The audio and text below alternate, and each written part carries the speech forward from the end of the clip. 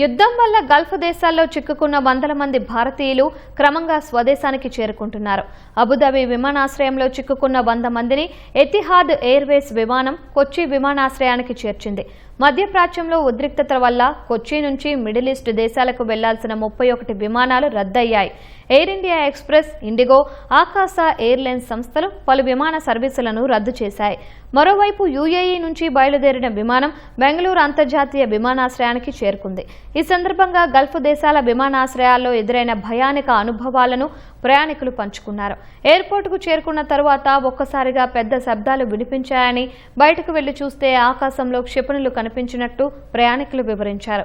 ఆ క్షణంలో ప్రాణాలతో ఎలా బయటపడతామన్న భయం కలిగిందని, అయితే ఎయిర్పోర్టు అధికారులు సకాలంలో స్పందించి సురక్షిత ప్రాంతాలకు తరలించినట్లు చెప్పుకొచ్చారు. అటు దుబాయ్లో చిక్కుకున్న భారతీయుల్లో కొంతమంది చెన్నై, ఢిల్లీ, ముంబైకి సురక్షితంగా చేరుకున్నారు.